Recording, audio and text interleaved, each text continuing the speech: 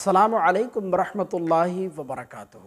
آج کی اس ویڈیو میں بات کریں گے کہ جب عورت حیض کی حالت میں ہو، اس کو پیریڈ آ رہا ہو، تو پیریڈ کی حالت میں بیوی سے ہم بستری کرنا کب جائز ہے، کب ناجائز ہے، اور پیریڈ کی حالت میں بیوی کے بدن کے وہ کون کون سے حصے ہیں جن سے مرد فائدہ اٹھا سکتا ہے۔ تو آپ سے درخواست ہے اس مسئلے کو اچھی طرح سمجھنے کے لیے ویڈیو کو پورا دیکھیے گا اور چینل کو سبسکرائب کر کے گھنٹی ضرور دبا لیجیے گا۔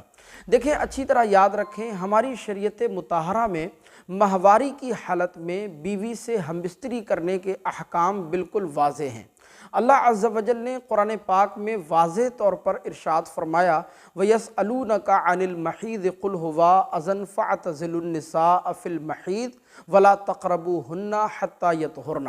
اللہ فرماتا ہے کہ اے محبوب، وہ آپ سے حیض کے بارے میں پوچھتے ہیں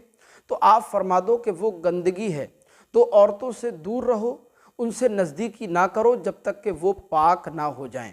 لہذا جب عورت کو مینسس آ رہے ہوں، جب وہ حیض کی حالت میں ہو، اس کا خون جاری ہو جائے، بہرحال اس دوران بیوی کی شرمگاہ میں دخول کرنا یہ قطعی حرام اور گناہ کبیرہ ہے، بلکہ بیوی کی ناف سے لے کر گھٹنے تک کے بدن کا جو حصہ ہے، اس کو بلا حائل کپڑے کے چھونا یا اس سے کسی قسم کا کوئی فائدہ اٹھانا یا اس کی طرف یا اس کی شرمگاہ کی طرف نظر کرنا بھی جائز نہیں ہے۔ البتہ یہ ضرور یاد رکھیں کہ اس دوران جب عورت حیض کی حالت میں، پیریڈ کی حالت میں ہو، تو اس دوران میاں بیوی ایک ساتھ کھانا کھا سکتے ہیں، ایک ساتھ ایک ہی بستر پر بھی سو سکتے ہیں، یہ بھی جائز ہے۔ اسی طرح اس دوران میاں بیوی کا آپس میں ایک دوسرے سے بوس و کنار کرنا، کس کرنا یا ایک دوسرے کو جو ہے وہ پیار کرنا، یہ بھی بلا شبہ جائز ہے۔ یا ناف سے اوپر کے بدن کا جو حصہ ہے اس سے، یا گھٹنے سے نیچے کے بدن کا جو حصہ ہے اس سے کسی قسم کا بھی فائدہ اٹھایا جا سکتا ہے، اس میں شرعاً کوئی حرج کی بات نہیں ہے۔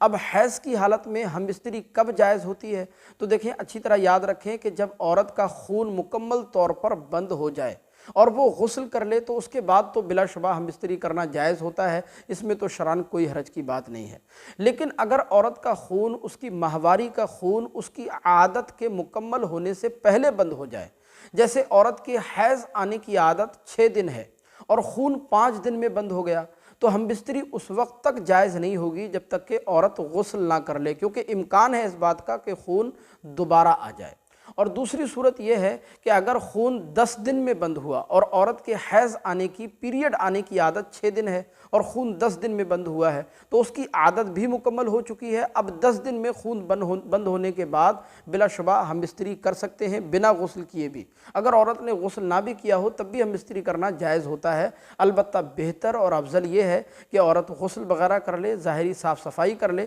اس کے بعد اگر ہم بستری کی جائے تو یہ زیادہ بہتر ہوتا ہے۔ تو خلاصہ کلام یہ ہے کہ جب عورت کو مینسس آ رہے ہوں، جب وہ حیض کی حالت میں، پیریڈ کی حالت میں ہو، تو اس دوران مرد کا اپنی بیوی سے ہم بستری کرنا یہ ناجائز و حرام ہوتا ہے۔ لیکن اس دوران ساتھ میں رہنا